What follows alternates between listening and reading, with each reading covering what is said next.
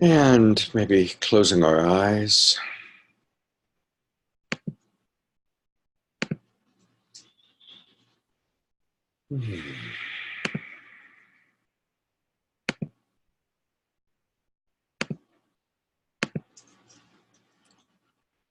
Let's start by taking some conscious breaths, breathing at your own pace. And the purpose of this is for us to bring our attention to ourself. We're leaving the mind, leaving whatever else you were thinking about or doing. And as we breathe in and out, we are connecting to the earth and to the higher realms through our body. Perhaps becoming aware of your connection to Mother Earth, feeling and appreciating gravity. We're always being held by our mother. And also feeling our connection through the crown chakra to the heavens, to that which we may call God or higher self, higher source, higher power. And imagining that Mother Earth and Father Sky both connected to us inside of us, inside of our body temples.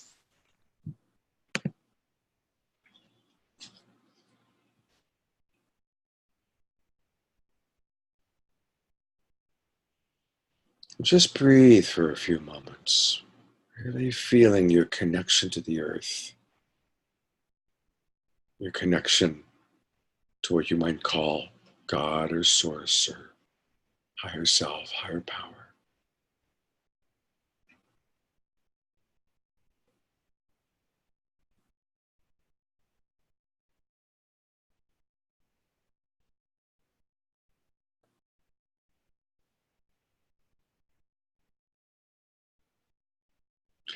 We are spiritual beings having a human experience. Our true mother is this incredible blue-green planet that has gifted us a body temple that we get to inhabit for however many years. And although we are spiritual beings and always connected to the infinite, we are in animal bodies, and these animal bodies are challenging. It's wonderful to be able to enjoy all the senses of sight, sound, taste. But we also are in the illusion of separation, which is very scary at times. And so today we're going to be talking about how to cultivate our emotional intelligence,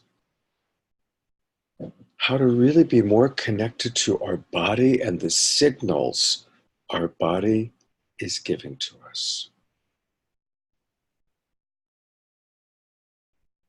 So still, ideally with your eyes closed and still listening to my voice, I want to ask you, what is your relationship to your body? How does your body inform you? What sensations alert you?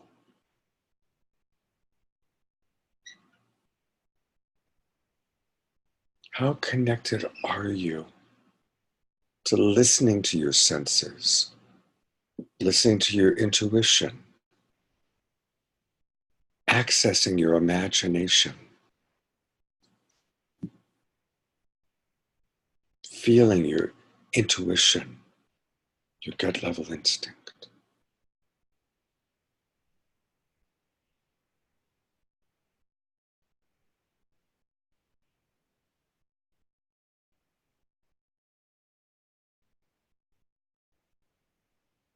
So I invite you to take an inventory right now of some of those questions.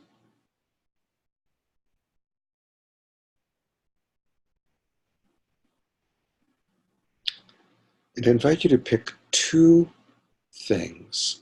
I want you to celebrate something in your body, some way that you really are or have recently listened to your intuition, trusted your gut level instinct, acknowledged a body sensation, a somatic reaction or response that supported you in some way. Pick one celebration.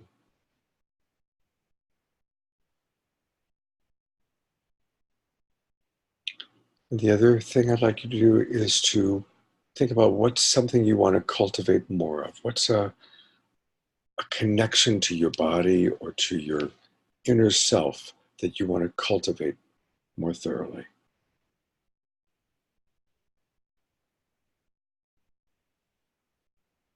And so as you decide each of these two choices, what something you're going to celebrate, where you've really listened, connected to your body, and also something you want to cultivate more of. And once you've gotten the answers to those two questions, you can open your eyes, come back into the room.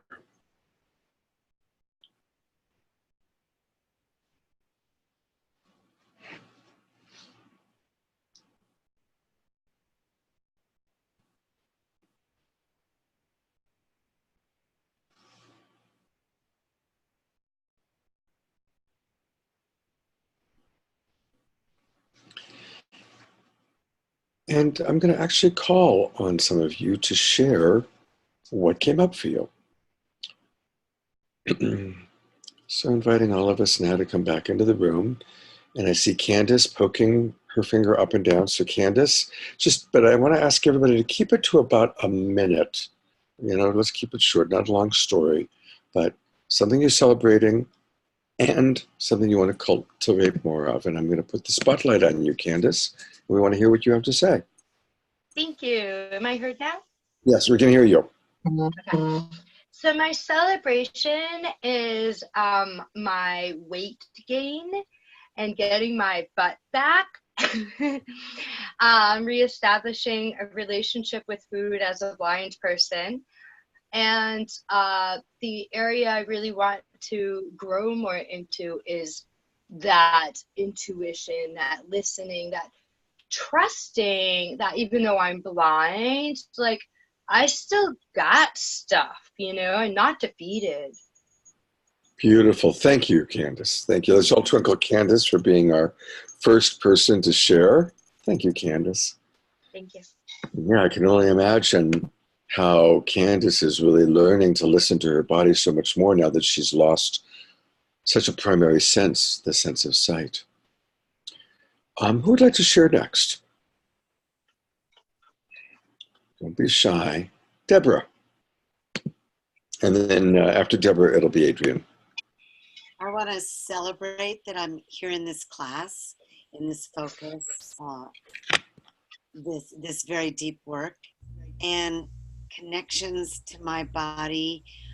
I am so grateful that my falling on my tailbone injury is now healing, and that I'm dancing more, walking more, and just being even more creative, cooking vegetables and making delicious soup for the winter.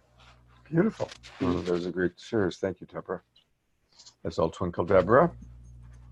Oh, and also meditating twice a day instead of once. I was always meditating in the morning, but I'm bringing in the late afternoon meditation and just feeling that deep call within. My body signals me when it's time to do it. Beautiful. Thank you. Before we call on Adrian, if anybody doesn't want to speak it, but you want to put it in the chat box, just a reminder that for those of you that are on a computer or an iPad, at the bottom, if you take your cursor down the bottom, there's a chat box, and you can just click it and send to everyone if you wish. I'll say aloha. And this is a nice way that we can connect with everybody, or if somebody has shared something that you especially appreciate, um, you can go down to the little blue box where right now it probably says everyone, click it, but then that's where you could see all the different participants. So let's say you really appreciated what Deborah just shared, but you want to make it a private message, you just click Deborah, and now it's a private message between you and her.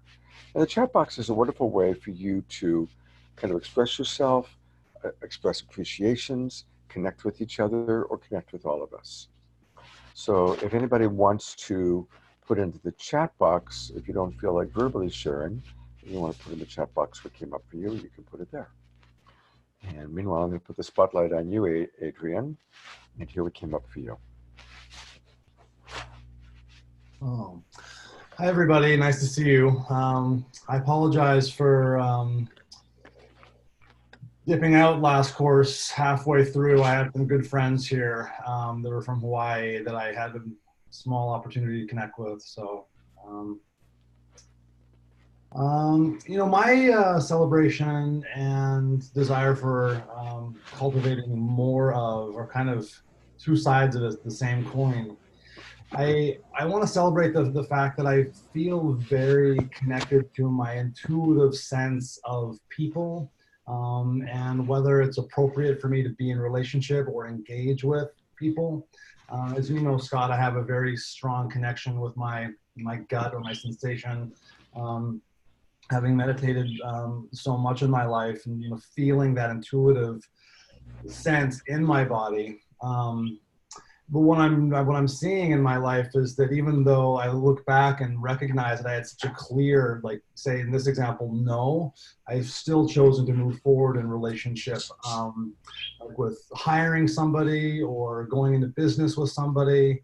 And what I want to work more on is really listening and taking action from that gut knowing instead of following my like hope that like it works out in a particular way that I want it to, that I could see possible when my gut is really just saying no. Yeah. Thank you. That's all Twinkle. That's such a good one, right? It's like our mind wants it, and it could be anything. It could be a relationship. It can be our mind wants us to do something, and we're hoping it's going to be what we want it to be. But there's that inner voice, that gut that's like, who can relate to that? You know, I'm going to call on a few other people, but that actually really inspires me to share a powerful story. A very significant person in my life has been Reverend Michael Beckwith, the founder of Agape International. I've known Michael for 30 years. And he tells an amazing story about not listening to that inner voice. And Michael, by the way, is one of the most evolved human beings I've ever known. I mean, he's the real deal. He's extraordinary. So as I share this story, it's powerful because it's about a really awakened person who didn't listen. So a long time ago, when Michael was just starting Agape and they had almost no money, somebody had donated an old car. I think it was a Cadillac, but the car wasn't running. And they needed a part, but it was an expensive part to get the car going. And there's this young kid who was just kind of hanging out, who wanted to be part of the Agape scene. And he said, oh, I can do it. I can get that part for us. And everybody got all excited. And Reverend Michael looks, and behind this kid, he sees an apparition. And now Michael didn't normally see apparitions, but he sees an apparition going. But everybody was so excited, and the kid was so, this is a way that he could contribute, that Michael didn't say anything. He didn't say, yes, it's okay, but he also didn't say no. He just let it stand. The next day, Michael discovered that that young man had broken into an auto parts warehouse or auto parts area, and a guard shot and killed him. Now, obviously, most of us haven't endured something quite that significant, but maybe we've endured a relationship that ended up being very painful, ended up in a divorce or a bankruptcy or whatever it might be, because we didn't listen. And Michael, talked about that. It's like, wow, there it was. He was getting but there was so much enthusiasm in the room for the kid and the excitement that the human excitement and desire superseded the listening. And so I really appreciate what Adrian said. And that's really a good example. And the Michael Beckwith, it inspired. I hadn't planned on telling the Michael Beckwith story. That's why today we're really focusing on really cultivating the higher levels of our emotional intelligence and really learning to listen to our body, because that goes very much against the culture we're living in right now.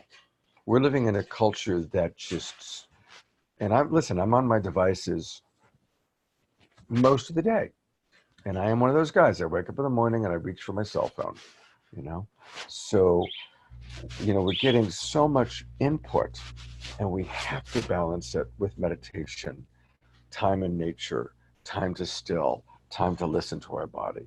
And that's why I'm really making this one of the first classes and emphasizing it. Does that make sense to everybody? Okay, so let's hear from just a couple more people. And then those that we don't hear from, I really would love for you to put in the chat box what came up for you. Who else would like to share? Hannah.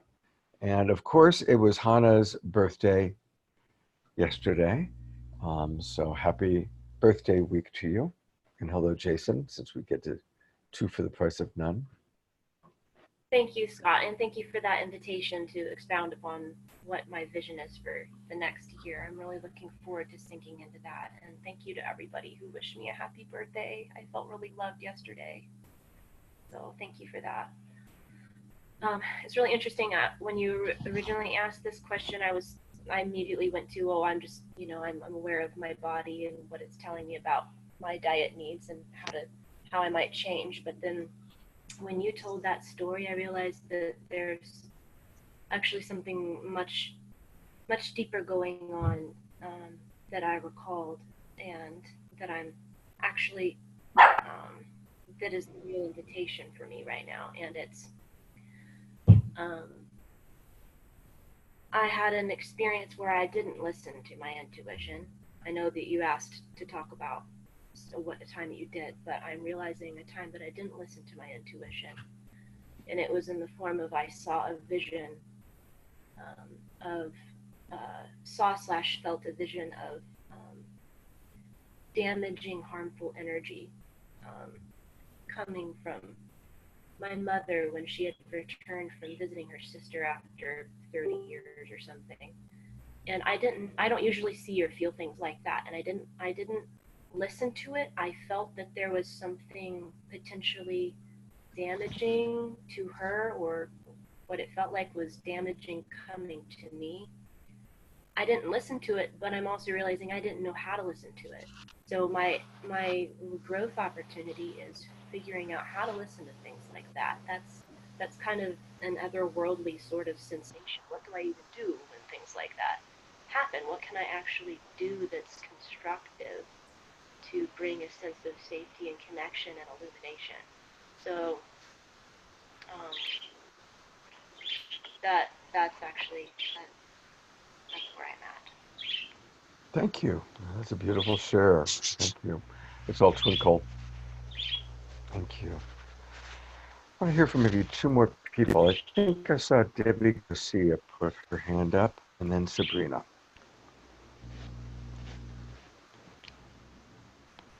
You're up, Debbie. Good morning, everybody. So I wanted to address the celebration, and I attempted a couple of months ago to go back into the dating realm, which I've been out of for a long time, because out of self-choice. And Adrian, I really got what you were saying.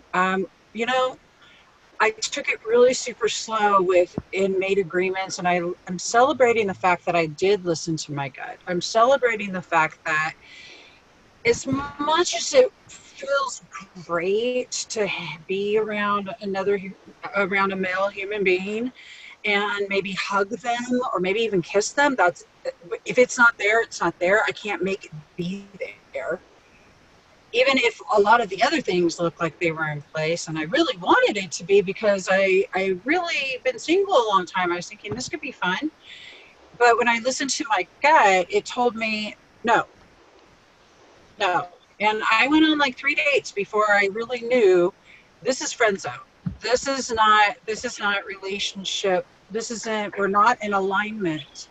We're just not in alignment. When I looked at the alignment of our belief systems and our values and things like that, I really knew wholeheartedly that we were not in alignment. So I chose to have that conversation. But I celebrate the fact that I adhered to my truth of what felt good and how it came up in my body. I also want to talk about the awareness I had last night with my gratitude moment. You know, I practice and I work on cultivating this practice of gratitude in my life every day, not just simple appreciation. I mean, being in that space of gratitude. So last night, I'm coming home from the store. It's been a harrowing couple of days for me, just with a lot of energy expended. And as I'm coming home, I start future tripping on the fact that, oh shit, I'm going to need this, this, and this. I got to pay this, got to do that. Don't know how I'm going to do. I just started going into this space. And all of a sudden I said, wait a minute. And I became very mindful of my thought process, where I was at. And I said, no. And then I just toned it down quick and said, I got into gratitude about every single thing going on awesome in my life in that second, in that moment, and just really took a breath and went home with that.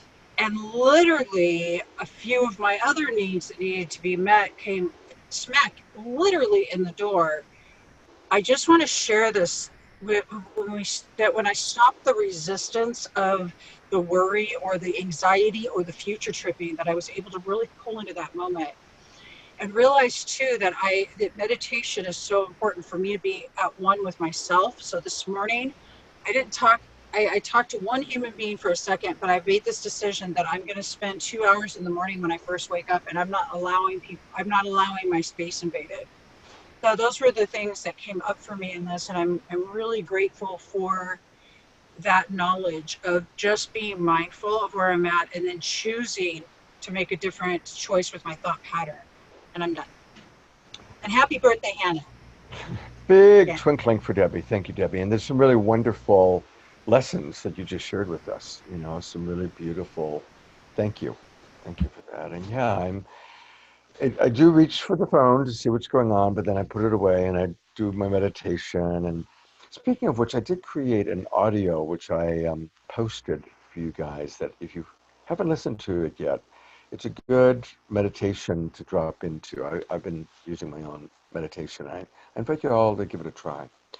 Okay, we're going to hear from Sabrina and then move on. And again, a reminder that if you haven't got a chance to share, you know, put it in the chat box. Put in the chat box what came up for you during that meditation. Sabrina, the spotlight is on you. Hi everybody. If I understood it right, the celebration I had was healing my diaphragm, which has brought back a lot of my singing voice. But then I realized that with how much through the neck and the stomach, I also have to dedicate more time to being still and like breathing very carefully. So that's my forward motion with that. And the other thing I wanted to mention is this morning, I returned my children who are 14 and 15 back to no screens on Saturday. And we're talking about a lot of inflammation right in here on this, anywhere here in the orbitals, but especially on this side, the left orbital right here. If I'm seeing it in my teenagers, and they've been on the screens a bit much lately because they do it for work, for school, for research. And I thought, well, 1 day a week should be okay because we tried it before.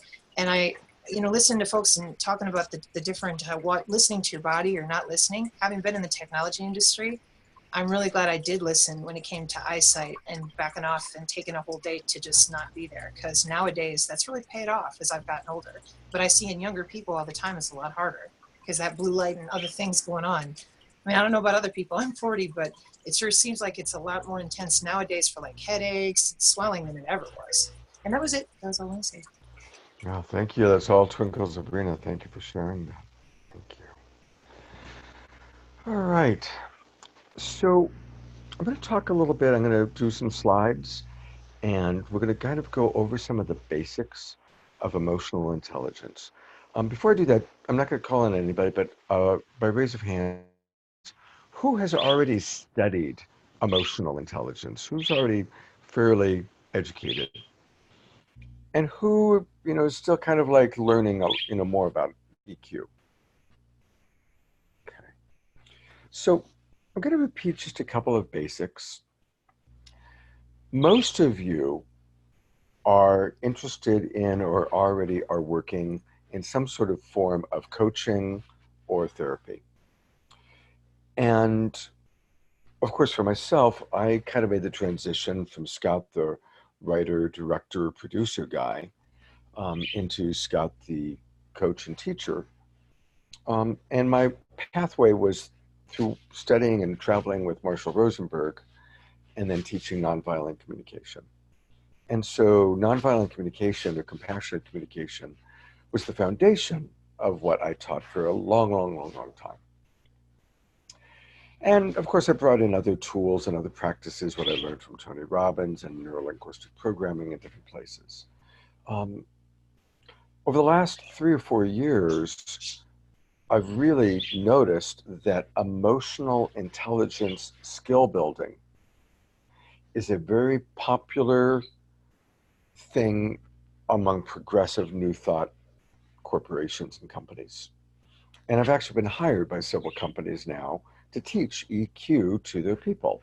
One of the more interesting is I've been working with software engineers in the country of the Ukraine, teaching them emotional intelligence. And if any of you want, and I'll post both in the Facebook group and also in the thread, I'm going to post some links to some really interesting booklets and guides about emotional intelligence in the workplace and in the marketplace.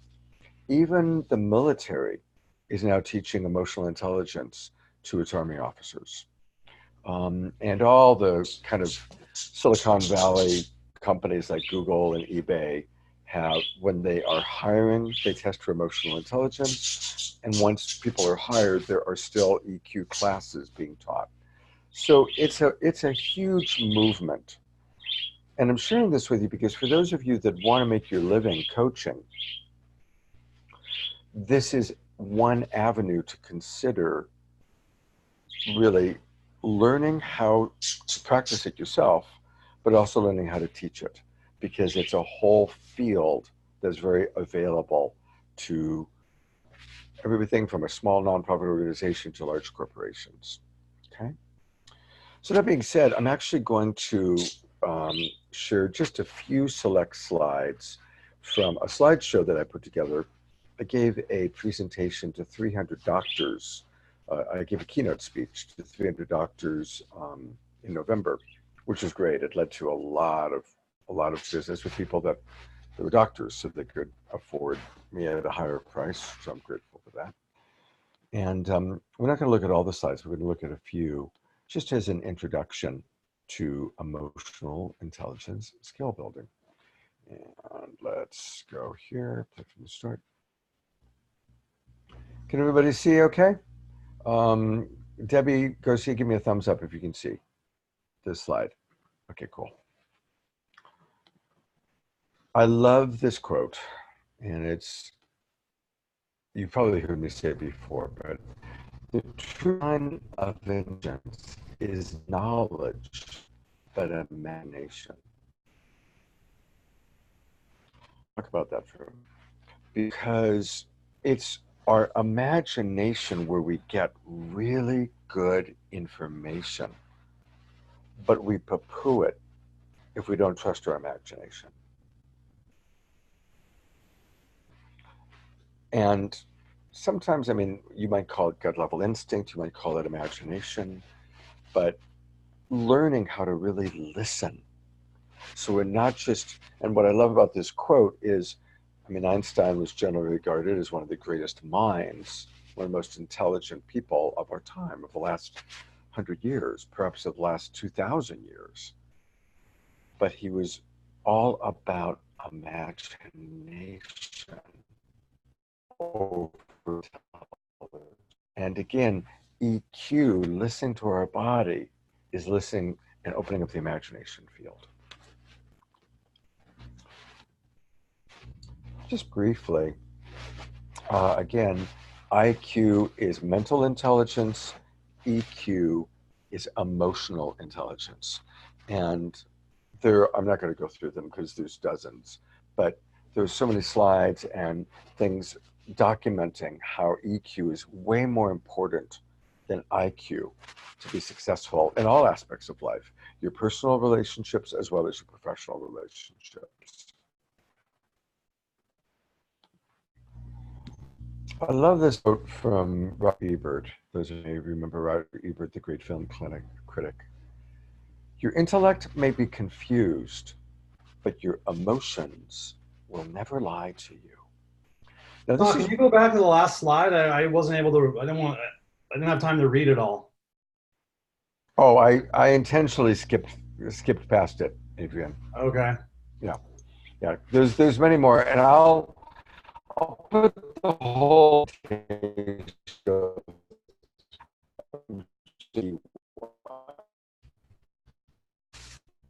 maybe emotion. This is where emotional intelligence skill building comes back and interweaves with compassionate communication. In compassionate communication, we learn that our feelings or another person's feelings are always real in the moment. What our mind, our projections, our interpretations are highly suspect. But whatever I'm feeling, whatever Adrian or Debbie or Jason or Daniel are feeling in the moment is always real. If you're sad, you're sad. It's not arguable, right? We can argue forever about Trump or politics or religion or any belief system. We can argue forever. But if you're angry because Trump doesn't meet your value for honesty, or you are excited because Trump meets your value for passion, I'm just choosing it. What's not arguable is that you are angry or excited, or that you have a value for honesty or a value for passion, right? So when we go beyond our belief system arguments and even listen to our thoughts, because our thoughts are highly suspect, and we drop into what we're feeling and what our values are or our universal human needs, that's what's always real, and that's where we can create connection. Does everybody get that? Does everybody understand that? Yeah. So that's why this is really, really important, is to really weave together. This is where emotional intelligence and compassionate communication weave together for us to understand ourselves and to understand each other. And it's essential for coaching, because in coaching, we don't want to get lost in belief systems. We don't want to get lost in philosophy. We want to keep bringing it back to feelings and needs. Right? And for those of us, because in all of us, we're here to walk our talk. We're not here to be the great guru that's just preaching shit. We're here to walk the talk. We're learning to live this experience. And believe me, my mind has always been my currency. So I'm really having to learn how to listen to my body and to slow down. That is my big growth area, is learning to be more in my body. Before we go on, are there any significant thoughts, comments, or questions that come up for people? Anything that comes up so far? How are we doing? Is this right? I guess I just want to echo that first of all, I just want to honor you so much for what you're sharing right now and how deep it feels. I know you've gone through, a feeling of loneliness or loss and these things. And somehow you being just you as the teacher right now, just this depth of spiritual wisdom coming through and the emotional intelligence. I just want to celebrate you and acknowledge you for that. Thank you, Deborah. I appreciate that. Thank you. Yeah, and that I hear you. The most important thing, I too am just learning to listen deeper and to slow down and to go deeper within, and how good that feels. And what you just said, I just want to highlight it, that the more we are feeling our own feelings and needs and walking our talk, so that we don't get lost in belief systems, and so we can be super patient with people's process. Thank you. Thank you, Deborah. Thank you, Deborah. Appreciate that. Adrian, did I see you? Yeah. Obviously, I feel pretty clear about what emotional intelligence is. But I'm wondering if you'd be willing to, in a few sentences, really, and maybe you're getting to this, but actually, in your understanding, describe exactly what emotional intelligence is.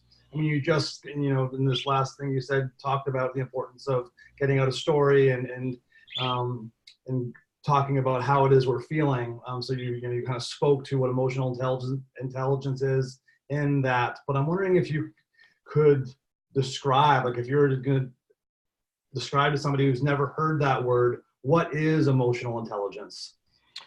Well, I was actually going to just get to a slide that kind of does that. So I'll give you my first one, and then we're going to actually go into what emotional intelligence is. Right. I kind of thought. So good segue. Thank you very much. This is like the third time you've done that, actually. And so can everybody see that? Let me see what I've got up. There it is. There it is. Emotional intelligence, also known as EQ, is the ability to sense, the power, acumen of emotions as a source of energy, information, and connection. I recognize that that's a lot. So what I'm going to do is I'm going to copy it and I'm going to put it into the chat box. So give me a moment here. And then I'll kind of give a layman's description. But did that go through?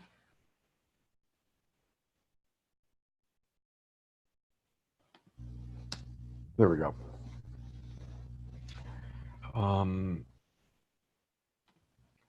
So there's kind of like the sophisticated description of it. And obviously, it's kind of like describing anything, describing compassionate communication, describing Christianity, describing Tantra, describing Vipassana. There's a lot of ways you can put it. What I just wrote, I think, is like a really intelligent, well thought out way of putting it. For me, what I usually emphasize, and we're going to kind of go through this in a moment, is I think emotional intelligence is all about self-reflection. If compassionate communication is about learning to listen to feelings and needs, learning the language of feelings and needs, for me, emotional intelligence is all about self-reflection, going inside and listening to ourselves. What's my body telling me? What am I learning? Now, in a moment, we're going to go through some slides and you're going to kind of see like different levels. There's like 4 different levels of emotional intelligence. We're going to kind of go through that. But that's how I usually start when I'm talking to people about it. Okay. So let's go back to our slides. Oops.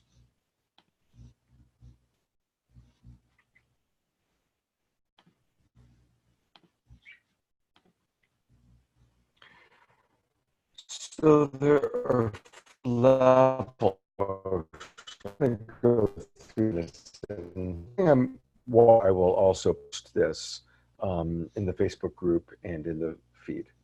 So 4 levels: emotional literacy, emotional fitness, emotional depth, and emotional alchemy. Well, what all those things mean? Emotional literacy, and this is basically empathy. Again, this is where empathy and compassionate communication interweaves. And in EQ, we call demonstrators.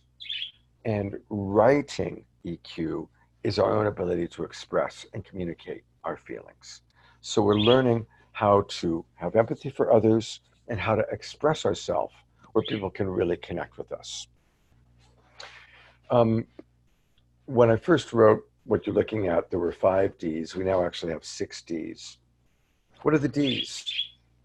The Ds are the things that we tend to do that get in the way of connecting and get in the way of our emotions. The example I like to give, let me come on back to you and then I'll come back to the Ds in a minute. Probably the most difficult thing in relationship is when we've made a choice that's had consequence on another person, especially someone we love, right? For any of you who are parents, you make a choice and, oh my God, your kid pays the price for your choice. Or for those of us in relationship with a lover or a friend, we make a choice and there's a hurtful consequence, okay? Really, really hard when that happens. The ego then comes to our protection because we struggle to take responsibility for the consequence of the choice. And so the 6 Ds that we're about to go in, you're going to see 5 and then I'll give you the 6th one. These are the things, these are the pits that we can fall into that stop us from taking responsibility, that stop us from being authentic or transparent about what's going on with me, what I'm feeling, and what happened, okay? So that's the context. And I really encourage you guys to write these down. And after we go through the 6 Ds, I'm actually going to come back and ask for a couple examples of where people recognize, oh, wow, I do denying, I do defending, whatever it might be. So these are the things that we as human beings do that comes from the ego to protect us, but they stop us from authentic connection and understanding of what's really going on, okay? So the first thing we do is we deny. That the second thing we do is we defend ourselves. Well, everybody does that. You know, I was just protecting myself. The third is we diminish it. Oh, it wasn't that bad. The fourth is we distract. Look, a UFO. That's a joke. Fifth is we get dominant. We become the bigger reptile. We, go into really, being bigger. We yell, we scream, we dominate the other person, which again is kind of a form of distraction. And it's a form of, really kind of increasing the field of energy to avoid the connection. And now I need to remember what the 6th one is. Does anybody, Anaprabha, do you remember what the 6th one is that we came up with? Oh, hang on, I gotta unmute you. But I can't remember at the moment. I was. God, there is a 6th one that we came up with. Jack, do you remember? I remember, but I'll take a guess. Okay. What about dismissing them? There you go. There you go. Let's all twinkle Jack.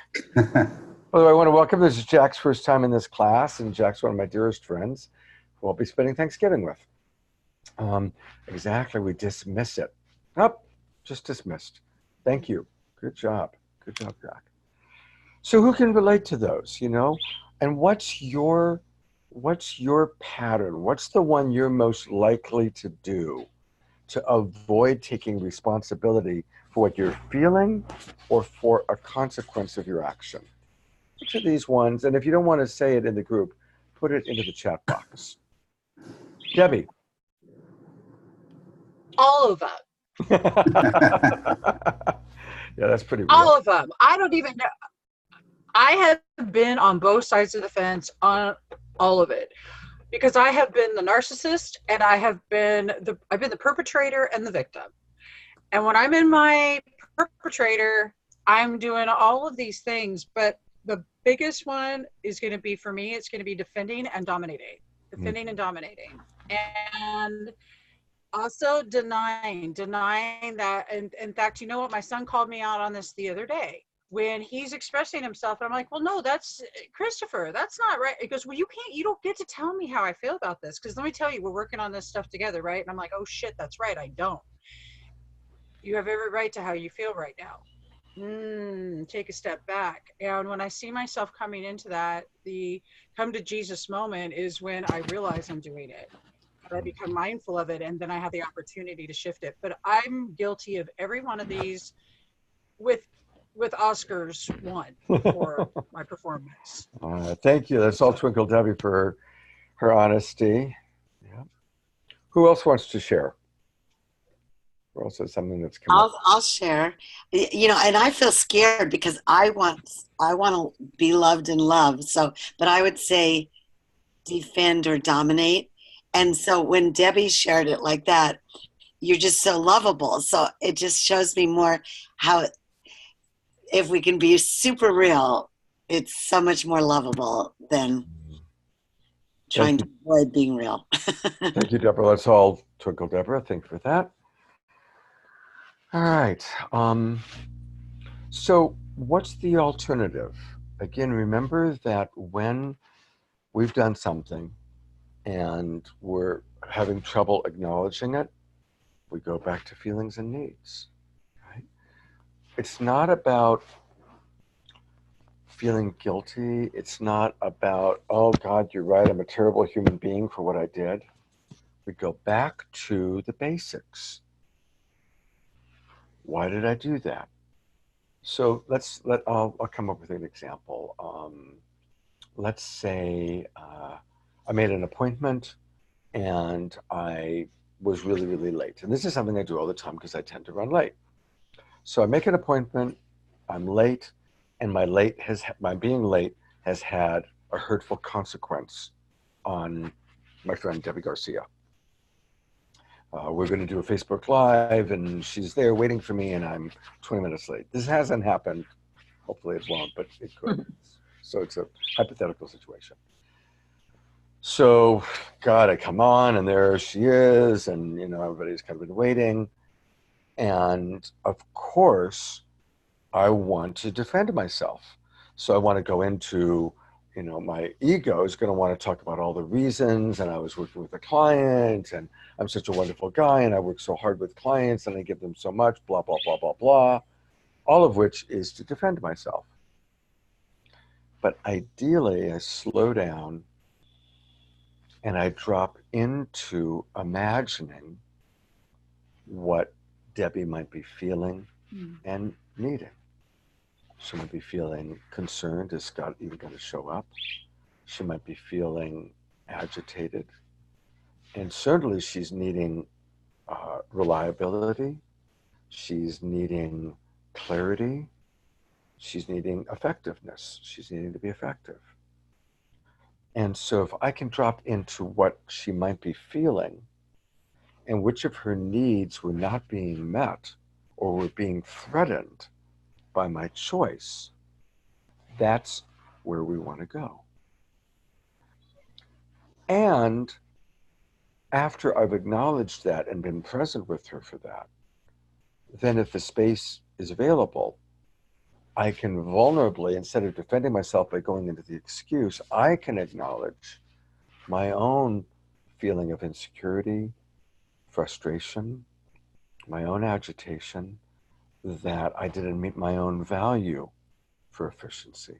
I didn't meet my own value for being reliable and responsible, taking responsibility that I overextended myself.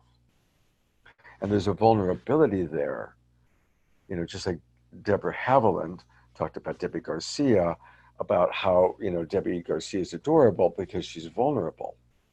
When we defend ourselves, that is not vulnerable and it's not attractive. Mhm. When we own our feelings and we own our own embarrassment or vulnerabilities, that's more human and it's much more connective. Right? It creates a greater quality of connection. So again, this is where EQ and compassion communication weave together really beautifully. Does everybody catch that? Mhm. Okay, we move forward back to learning about what all of this means. Takes me a moment always to go back to the sharing of it. So just a reminder, emotions are not bad, wrong. You've heard me say this many times, there's no such thing as negative feelings or bad feelings. There's uncomfortable feelings, right? They're uncomfortable. But the truth is, an emotion is really neutral. It's how we express them that gives it a sense of positive or negative. And so in Love Coach Academy, we always say all emotions are welcome. And we seek to understand what's behind the emotion, what's the underlying needs, values, longings, desires, and beliefs underneath our emotions. And again, in compassionate communication, Marshall Rosenberg taught us underneath all of our feelings are universal human needs. So remember, we were talking about there's 4 different levels. The first one now is emotional literacy. Now we're going to talk briefly about emotional fitness. That's becoming more conscious and integrating our emotions into our life skills. What's that mean? It means building our values, building our character.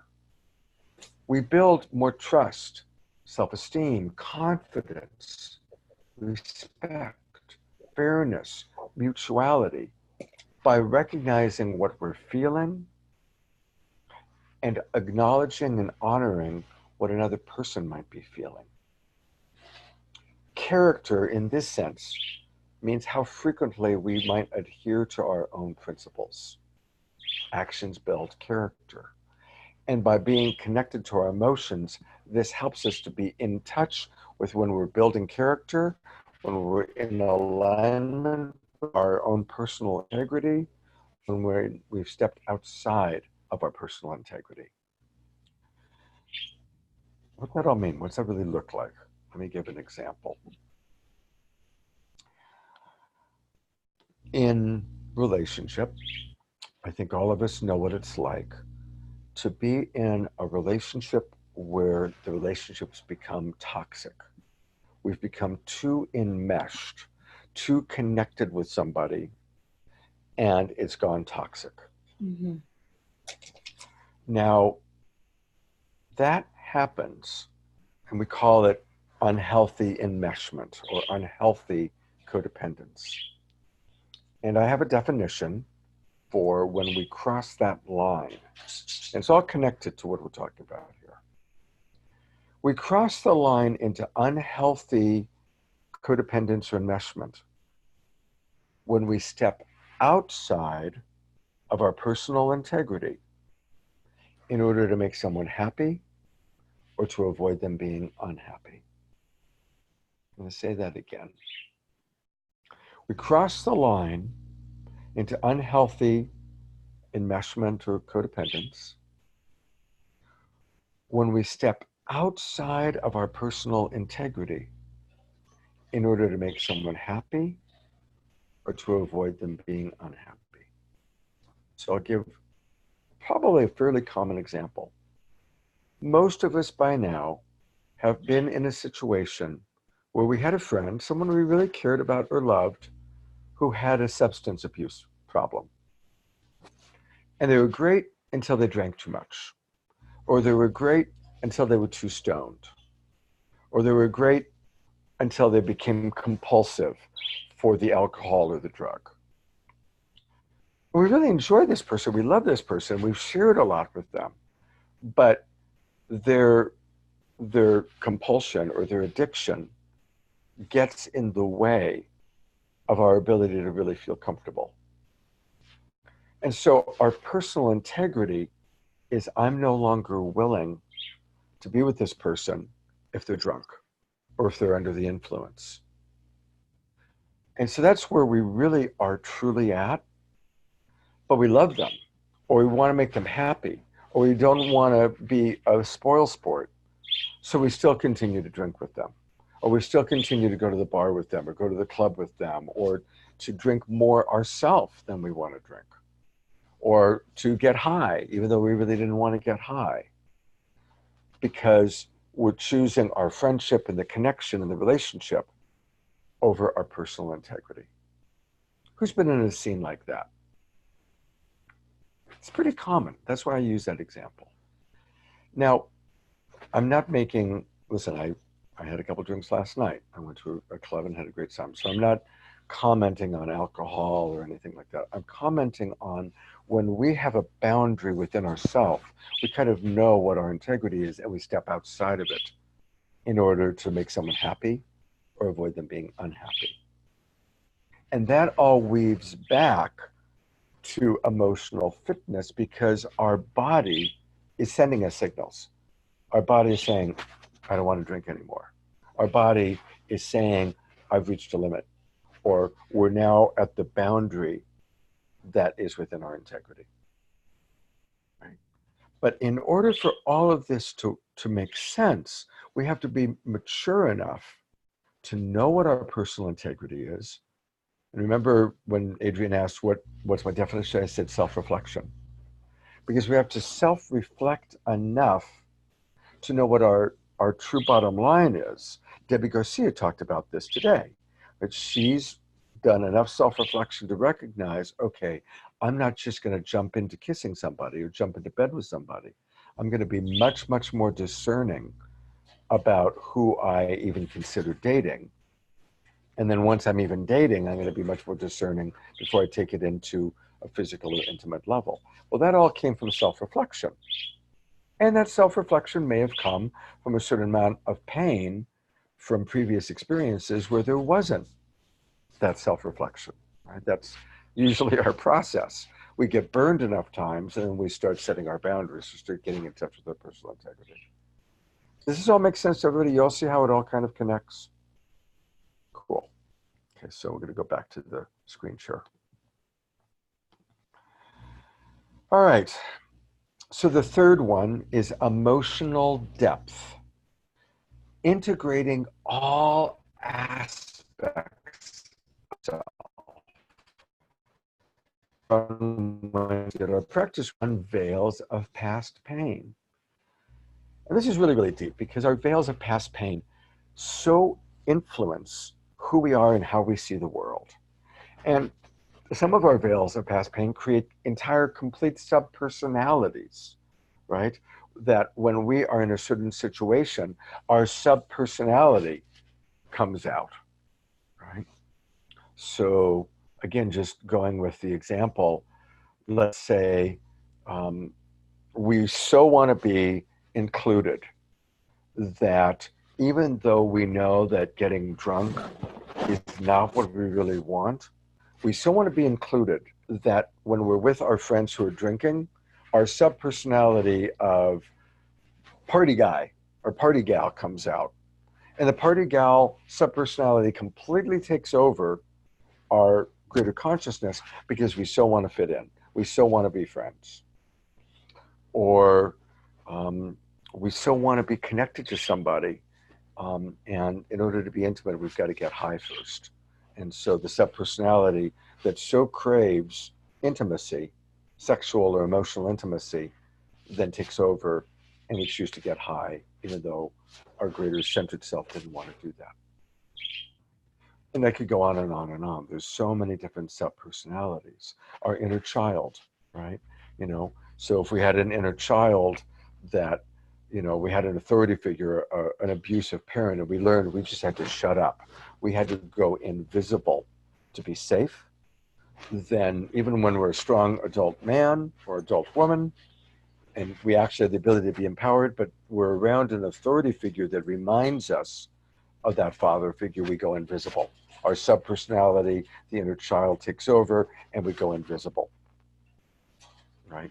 And this is where deep self-reflection and working with a therapist or a coach is really important to get to know our different subpersonalities.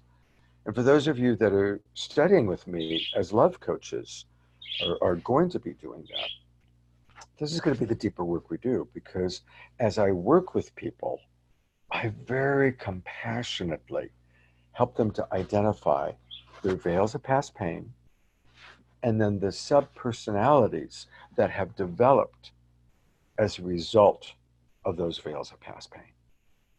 So, and this is important because most people shame themselves after the fact. Oh my God, I can't believe I did it again. I went invisible. I turned, I got high when I really didn't want to get high. I got drunk and had sex with a stranger when I really didn't want to do that. And there's all this shame that comes with it.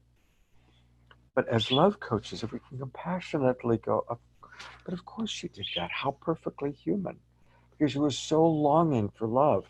You were so longing for safety. You were so longing for intimacy. And the ironic thing is that to change the pattern, we have to understand with full compassion the pattern. Nobody's bad or wrong. And that's why, honestly, people that go into judgment and shaming of someone with an addiction issue or compulsion, they're pouring gasoline on the fire. Because almost all addictions and compulsion has a connection to shame. And the more we feel shame and guilt, the more we're drawn to the compulsion and to the addiction. So as love coaches, or as just good friends, it's so important for us to absolutely go into that. How perfectly human. You were really trying to meet your need for, your value for. But it doesn't mean we condone the choice they made that had a hurtful consequence, but we compassionately understand it. And we compassionately understand it by helping them get in touch with their veils of past pain, getting in touch with the underlying needs and values that are driving them, getting in touch with the subpersonality that they've developed, which then goes in that direction. Does this all make sense to everybody? I'd love to just open it up because I know I just kind of went into some pretty deep stuff, and I'd love to, open it up to anybody who wants to share an example from their life. Laura, and welcome, Laura, and Rob. You're up. I'm muted. Hi guys, sorry we were late. We were doing some work. But anyway, one of the things we notice, because we live in a kind of a small place, and if Rob is sleeping or if I'm sleeping, we kind of tiptoe around each other. Because when we were both little, we had very authoritarian parents where we had to be quiet a lot. So we noticed that we do that with each other, and we're not even conscious of it, until we call it out later. But it's like, it's a subpersonality, it's like, Rob's laying there and you're not even asleep, right? No. He's not, but I'm just like tiptoeing around him, and it's a subpersonality thing. And he does the same thing if I'm laying there, right? Perfect example. Perfect. Yeah. And I like that example because it's really kind of simple and human, right? Yeah. So Right. Yeah. thank you, Rob and Laura, for sharing Yeah. that. Thank you. Yeah. Let's hold for gold. Rob and Laura, welcome. Thanks. Couple more examples. Mandy. Mine are like, so I went through I had a fiance who dumped me on my 21st birthday and out of the blue. And then my marriage ended abruptly too, in a really bizarre way. And because of those two things that happened, I started having serious, the veil of past pain that I got from that was like, not trusting that love lasted or that relationships last or that they're guaranteed in life. And I started mistrusting monogamy. I was like, why should I do my best and give my all to one guy and just to be tossed aside all of a sudden, out of nowhere? So it's like I've had a lot of problems dealing with my past pain over those incidences. And like when I felt like I had been gave my all, was completely loyal and faithful, and then these relationships didn't work out. And so it's like I kind of evolved into being kind of polyamorous in a way, but I didn't really have a primary. I was just kind of like, I don't know, acting out. My sub-personality kind of came out. And so having entered a new relationship, it's like I literally had to like mute that other personality in order to work on my wounds and like my veils of past pain, and like try to get to a place where I could get back into trying to trust and again, and like trying to, you know, just focus on the one person again. And so I hope that makes sense. It absolutely makes sense. A big twinkle to Mandy for that one. Thank you. Thank you, Mandy. You know what Mandy just described. First of all, how many of you can relate to something similar to that? So, almost all of us. So here's a very common subpersonality that develops, and I call it the protector. Right? And most of us who have been hurt in love or some form of relationship have a protector that will come in, and the protector might be very cynical. You can't trust this guy. You can't trust this woman. You can't trust love. And the protector is just trying to protect us. But if the protector takes control, we can actually sabotage a genuinely healthy connection. Or we can sabotage a relationship that actually could be fulfilling for us, because our protector so wants to protect us from not getting hurt again. So again, I'm not going to call anybody, but by raise of hands, who can relate to that? That you, right, your protector comes in and then sabotages it. It's 11:11. It's a sign from God that it's time for us to take our break. I'm sorry, usually we take a break a little bit earlier than this, and I am so excited about this topic that I lost track of the time. So, not a long break. I'd really like to keep it to like 5 minutes, just long enough for anybody who's got to go to the bathroom, make a cup of tea, make a cup of coffee. Let's take a 5-minute break. I'm going to pause the recording.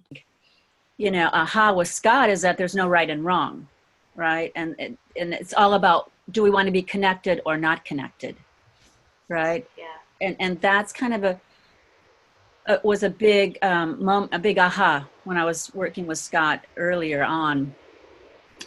It was like, yeah, do I want to be connected or not connected in this relationship? And if I keep on, and being defensive is something I'll have as well. You know, I mean, I do them all. But that, when I think about that, do I want connection? What do I want out of this relationship? Do I want to stay connected, or do I want disconnection? And if I stay defensive and argumentative, it'll be less connected, right? So how does that land for you guys? Yeah. Or Laura, would you like to? Yeah. Hi, guys. I just want to say that, I appreciate it. oh, go ahead. Sorry, Hannah. I was just having Laura do a little response, but would you like to respond to that, what I said, Laura? And Oh, then, it was no, Laura. sorry, Hannah. And then Laura? Oh, yeah, sure. Yeah, I was just going to say, I appreciate that there can be a multitude of various motivations why we enter into one of the 6 of these. And for me, my motivation is less about being right or wrong and more about, I really desire to be seen by him in the way that I see myself, because I want to feel connection that way. It feels challenging to me to consider that he may be seeing me differently than I see myself. So that's when I tend to get defensive, and I want to present myself accurately. I want to be presented accurately. You want to be seen. Yeah, I want to be seen. So I'm sure there's a multitude of different reasons why people defend or move into one of the 6 of those Ds. Right. Thank you for sharing that, Hannah. Would you like to? Everyone want to twinkle Hannah for that deep sharing?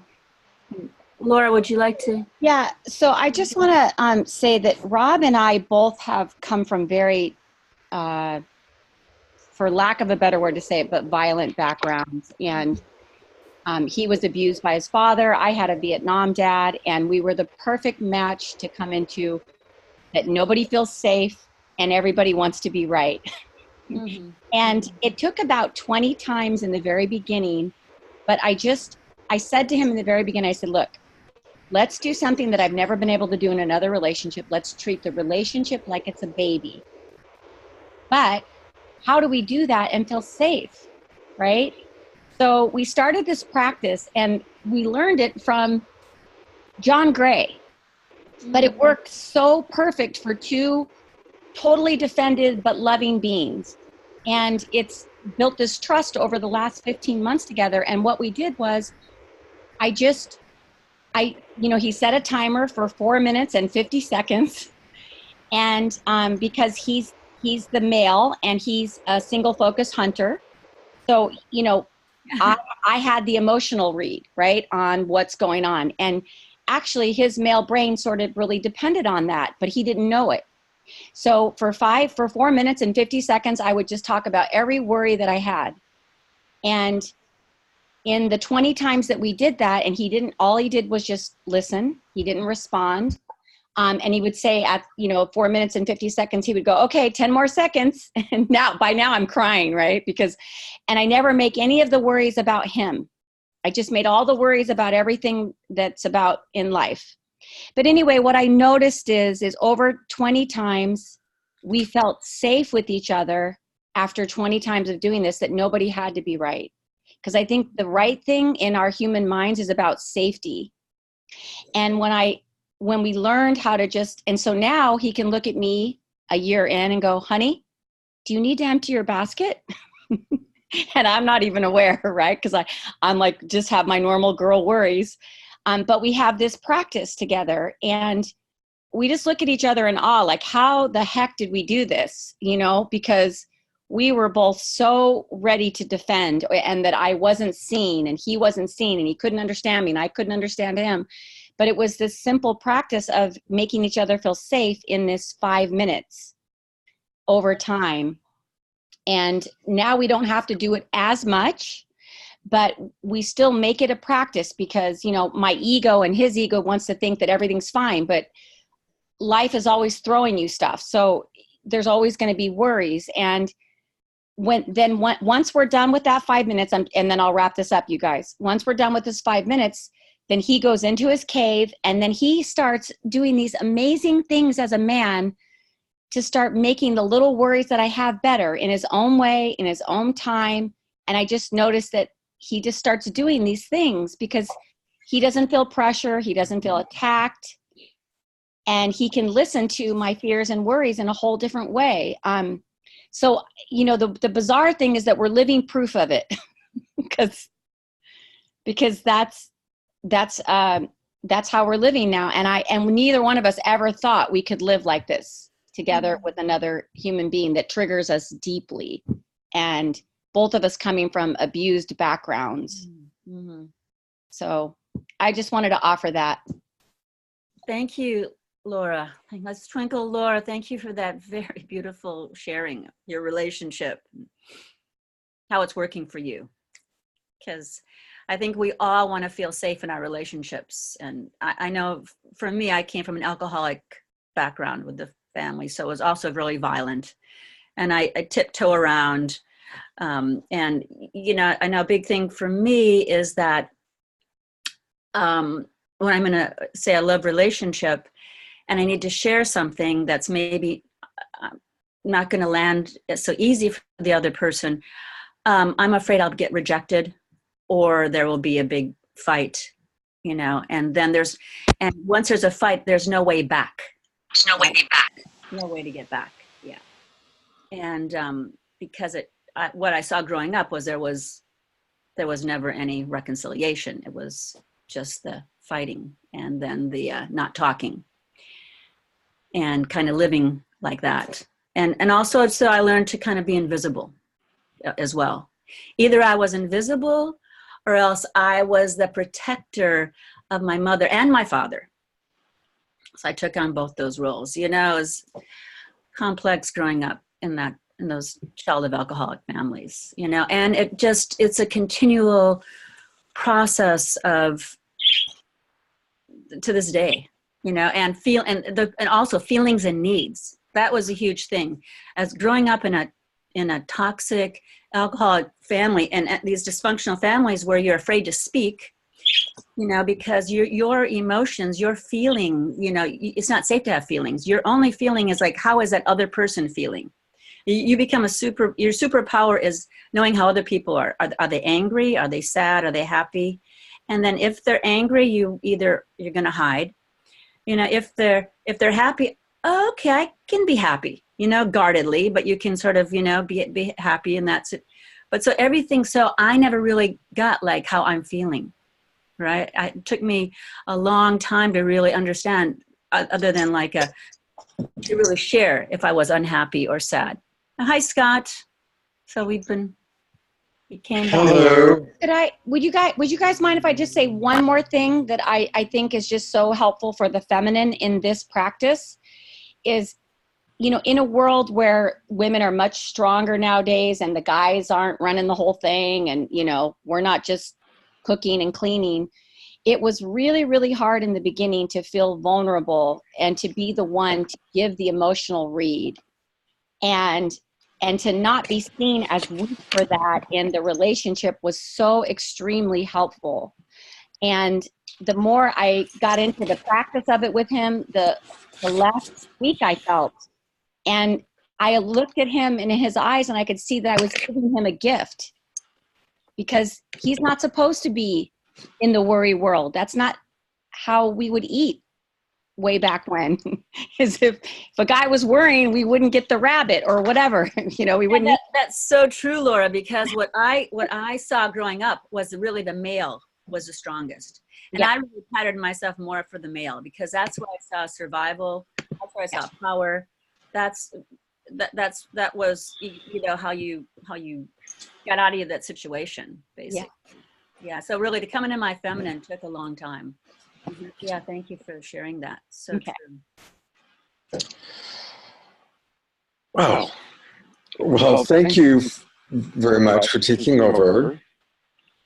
I've had the experience that my camera is not turning on in my computer, so I'm having to use my cell phone. And it's frustrating. And I'm a little bit thrown off. Anyway, you've got some superpowers there, Scott. You made it happen. So. All right. Well, and thank you, Anna Prabha, for taking over. I appreciate that very much. Yeah, let me turn that off. Thank you. That should help the audio. Everybody able to hear okay? Mm-hmm. Great. So I'm going to continue to try and get through the last couple parts of the slideshow and then get to some practice. And again, thank you everybody for your patience. And Prabha, thank you again. As this course goes on, by the way, Adrian, Anna Prabha, and some of the others, Laura, Mandy, are going to become more and more active anyway, because this is all about empowering you guys as coaches and teachers. So, all right, let's go back to where we were. But do you have time to answer what hopefully won't be a long question or a long answer to a question? Sure, go for it.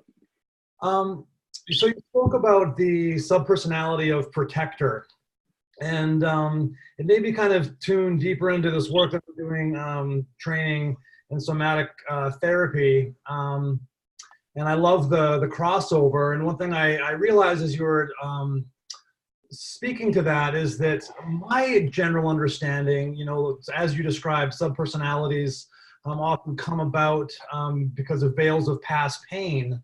So at some very real level, it seems to me, based on what you're describing, that all subpersonalities on some level are a function of protecting. You know, a veil of past pain, a significant value or need didn't get taken care of, and the subpersonality kind of manifests is a result of this fragmentation, as I might describe it in this other teaching, to protect. And yeah, I'm wondering if you can speak to that at all, and if you feel like the way I'm understanding your description, and then my understanding of subpersonalities, that there is kind of inherent protection, an underlying motivation of all of our subpersonalities as manifesting from veils of past pain. Just a big yes. You know, it's a really big yes. And, you know, thank you for making that connection. And I don't know if I've ever even made that connection myself, that in that particular way. I mean, I perhaps have, but yeah, you know, and I guess what I want to say is it's so important for us to love every one of our subpersonalities. And not necessarily let that subpersonality lead, but absolutely always be available to listen. The analogy I like to draw when I work with people is, as we identify our primary subpersonalities, imagine that you're all, they're all children, they're all members of your family. And you're all in the living room together, or all in the dining room together. And every member of the family is equally welcome. And every member of the family has an equal right to express their feelings and their needs. But as the head of the family, as the wise, mature adult, you don't let the children always lead. You listen to what the children want, you listen to what the children need, but you make the final choice of where we're going to go, what we're going to do. So it's balancing, because what happens is when we have a subpersonality, let's say it's the subpersonality of the addict or the compulsive part of you. If we shame it, and our friends and our society shames it, it goes into the shadow, and then it hides, and then it acts out in the shadow. And I think, I mean, I certainly have been there, you know, and I think many of us know what that's like, where we feel shame and are shamed and judged or criticized for something that we want, and for a strategy that we have to get that need met. And so because of that shame, we hide. And then it really comes out in funky ways. And then people find out that we were hiding. Oh, you really were seeing somebody else, or you really were still getting high, or you really were still putting your hand in the cookie jar and stealing cookies at night. Whatever it is, whether it's something as minor as eating a cookie or as major as having an affair, when we can't be honest about what we're longing for, it goes into the shadow and becomes hidden.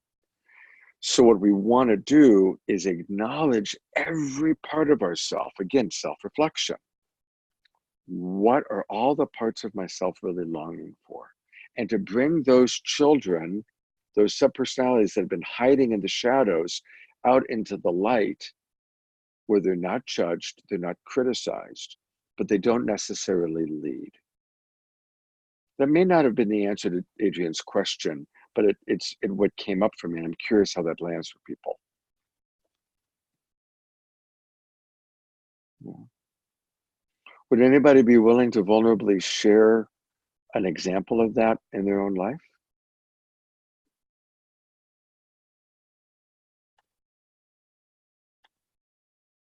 Adrian, and then let's actually, I'm going to call on Allison first, because we haven't heard from her today. Allison, and then Adrian. And then I think I saw Anuprabha. Hello, friends. I'm happy to see you. I'm still trying to figure this out as I'm talking, but I felt like it was an important thing that I actually shared it. So forgive me if I'm not as articulate as I'd like to be about it. I grew up with a lot of people who voiced their needs very strongly and whose needs were so vociferous in some ways that I felt like I shouldn't have any needs of my own, because it would interfere with people whose needs were obviously far greater than mine because they were making so much noise about it. I have two older sisters who have very strong personalities, and a mom who was abused as a child, who it was absolutely a wonderful mother, but would frequently need to just express a lot. So I became a sponge, and I tried to just soak up everybody's needs and mirror them and try to figure out how to fulfill them in such a way that I often would just stifle any of my own. And that fostered a subpersonality that was all about being liked and being helpful, and not necessarily asking for the respect for my own needs. And it has it has definitely caused problems for me later in my life, because I found myself dealing with people who maybe would notice that in me.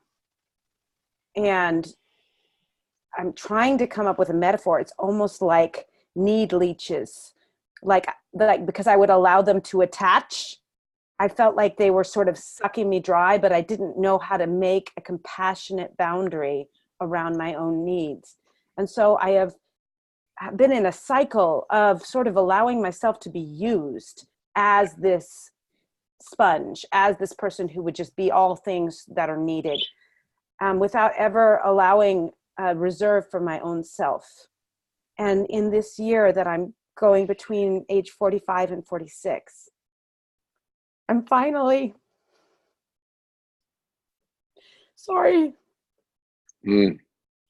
I'm finally saying that maybe it's okay to say I have needs myself, and that I love you, but I cannot be fully with you right now because I need to take care of myself. And that's scary. But by acknowledging it, I think I'm taking care of myself in a way that I haven't for almost my whole life.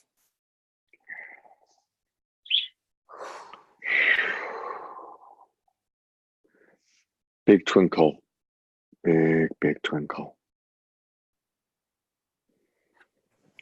And that was such a powerful share that I am going to kind of just ask a couple people to give some empathy and some understanding. And I'll start by just kind of weaving a little bit into what we're learning. What an incredible example of a subpersonality that was formed based on who your identity was. Oh, that's what I do. I'm of value, right? I'm of value because I sponge up, I absorb other people's energy. I hold space for other people. And that's my value. That's who I am. And what a classic example of a little child trying to figure out who they are in the world, who they are in their family constellation, and connecting in. And now, old enough, mature enough, with new tools and greater insight to look at that and go, oh, that's a subpersonality that formed, but I don't want to always do that. I want to be more discerning. I want to take better care of me, my needs now. It's my time, right? And as a mother who's been giving and giving and giving to two beautiful boys and a husband and clients and the people that you work with, now it's like, okay, my time. It's my time. And it is your time. Absolutely. Yeah. Love to open it up to anyone who'd like to give a little empathy to Allison at this time. Who'd like to give some empathy? Anaprabha, and then Deborah. Oh, thank you, Allison, for that courageous share. And I felt you so deeply, because as a mom, kind of having that superpower as a mom, and that also, you know, people, you know, and how you explained it so like amazingly with this like need leeches. And so I really can imagine how tiring that is, just feeling really worn out and overwhelmed and also anxious, because there you want to be there for people, because that is a superpower you have. And that's why people, you know, and so I can just see where there's a sadness around it, where you do want to be all things to all people. And like, and the confusion about, okay, where are my boundaries, and will I still be accepted if I have some boundaries here? And so how to do that? And so I could really see you needing some appreciation and acceptance, being seen, you know, being really taken care of as well, you know, for you to feel taken care of by others. And so I just want to really acknowledge this incredible loving heart I felt from you, and courage, and really want to, as a mom myself, you know, and having that, just really to encourage you to just really put out the boundaries and find where that balance between loving others and loving yourself. So thank you very much. Thank you, Anuprabha. And again, just maybe some twinkling and a quick empathy from Deborah.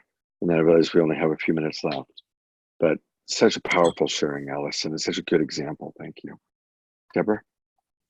Yeah, I can say that was beautifully done, Anuprabha. So, you know, I agree with so much of what was said, and I'll just echo. And Allison, you know, I want to just really acknowledge you for your ahas for yourself, and the tears that open up the dam and letting the energy come back into your body. Sometimes tears are so important.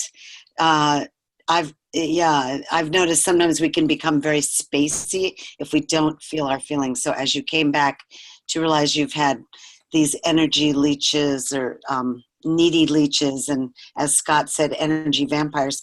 So I was just quickly looking at universal needs for you and noticing in the areas of meaning, like I felt your tears come back into your self-acceptance, self-care, you know, self-connection.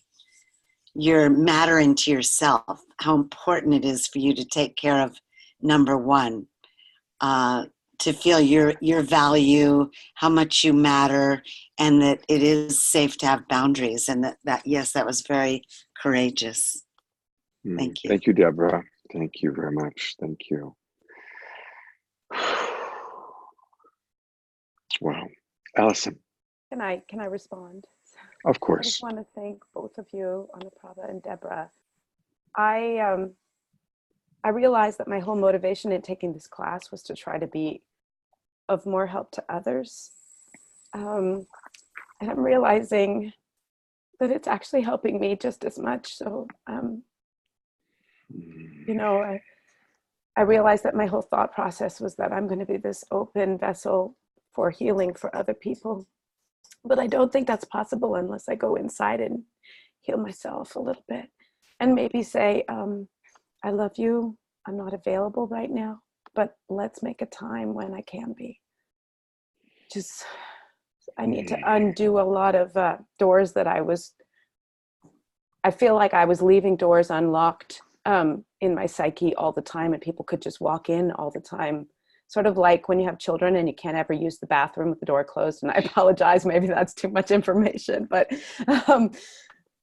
I realized that it's maybe okay to close the door to my bathroom and allow myself a little privacy around this learning. And I just deeply, deeply appreciate how much compassion I'm getting from this whole group. A lot of things are coming up that I had no idea I needed to share before I started this class. So I'm deeply grateful, and I'm learning so much from all of you. So thank you. Thank you. Big twinkling.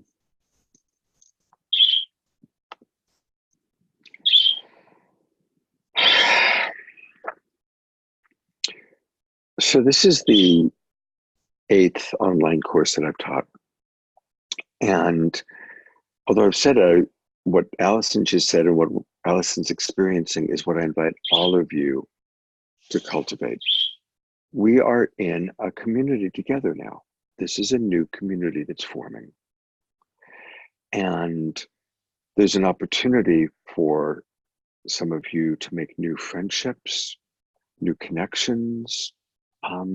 That's why the Facebook private group is really important for us all to visit. And I know there's so many things for us to go to. So you go online, you go to Facebook, you go to CNN, you go to wherever you go. I'd really like to invite everybody once a day, go to our Facebook group and see what's happening. It might be celebrating Hannah's birthday. It might be watching a video quickie that I put up that's in alignment with the topic we're working on. It might be providing support to somebody. But this is how we build the community. And this is a powerful new, I'm blessed. I get to know each of you. I know who all of you are, or most of you, and you're all amazing. You're all amazing people. Cultivate friendships with each other, get to know each other. Now I'm going to start creating more pods and more partnerships, but I want to wait another couple of weeks because a few more people are coming in, and also want to just kind of see what relationships kind of are naturally cultivating. All right. So we are on a journey together, and the journey includes learning and practicing compassionate communication, emotional intelligence, and of equal value is whatever our own personal journey is. And every one of you have an opportunity to make huge changes in your life, big transformations, big ahas, by really applying these tools to your life and what comes up. And Allison's done a beautiful job of demonstrating that just now. Okay. So again, twinkling to Allison. Thank you. I'm going to go back to the slideshow just to kind of complete it so we can at least have completed understanding the basics of EQ.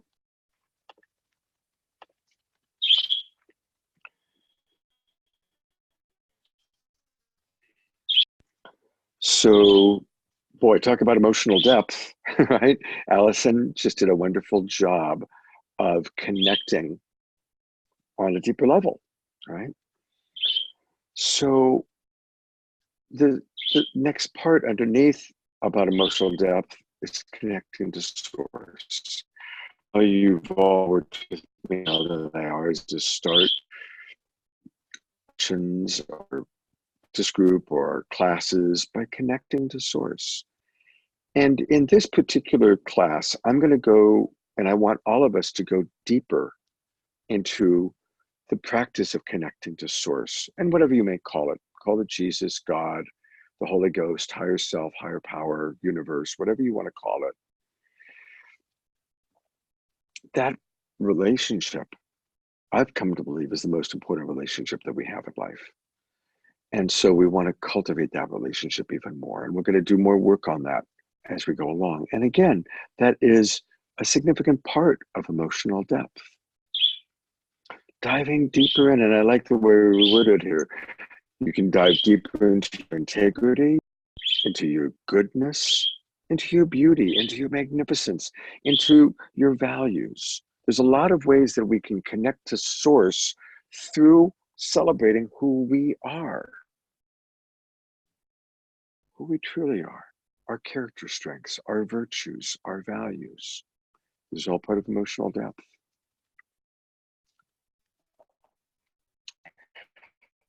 Part of intelligence is emotional alchemy. Now really pay attention to this because this is beautiful, but it's a little complex to understand. Scientists have proven that when we feel an emotion, the brain secretes certain hormones and chemicals. And each emotion actually has a different chemical signature. Therefore, when certain emotions are mixed together, they produce different chemicals and simultaneously produce an alchemical reaction within us. Emotional alchemy is learning how to raise the frequency of our resonance, how to call it raising the vibe how if there's to actually build upon it, to uplift our emotional states, to uplift the resonance of ourselves and those around us. This is what we're going to be practicing, by the way, on Wednesday night. On Wednesday night's practice group, we're going to be practicing emotional alchemy, practicing where do we stuff ourselves and how do we increase. And we're going to be practicing how joy or gratitude, you know, Debbie Garcia, who's our goddess of gratitude, when we add gratitude, it increases the emotional alchemy, it increases it. I'm going to just show a little hop for a minute.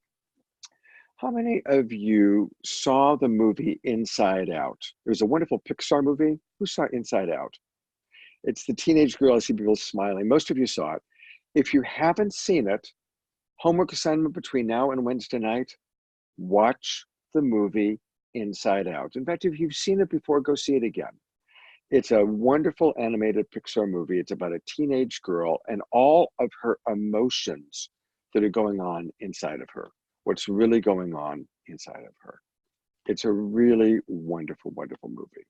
So as we go back to what we're going to see here in the movie,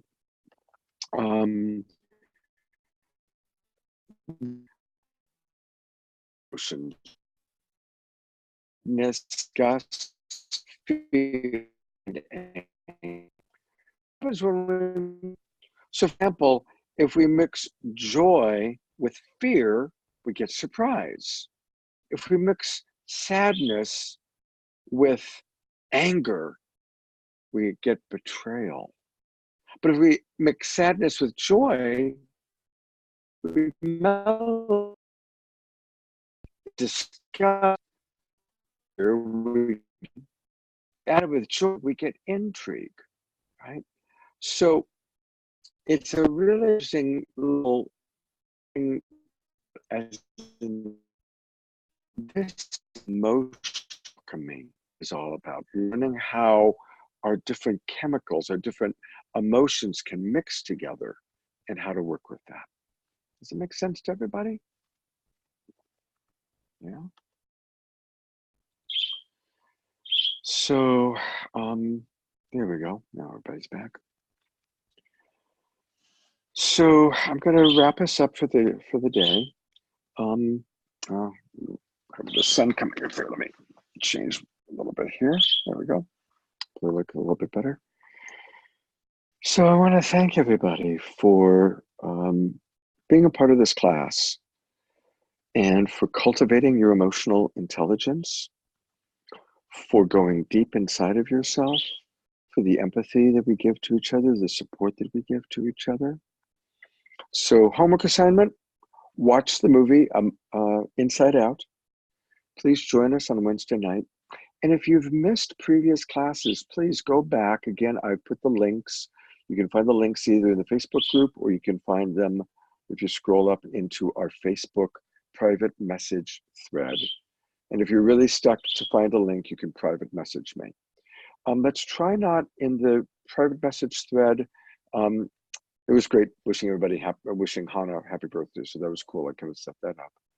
But I want us to start moving more and more to the Facebook private group to connect with each other. And that's where I'll put big announcements. And I am going to add another night, probably in a few weeks, for coaching, where we're watching you coach each other. I'm just watching.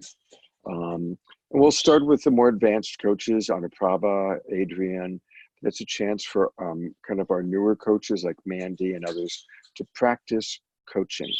So it might be valuable for all of you, or those of you who are really interested in coaching, to kind of let me know which night of the week would be the best time for that to happen, or would you prefer for it to be during the weekend? And we'll hopefully figure out a time that works for everybody.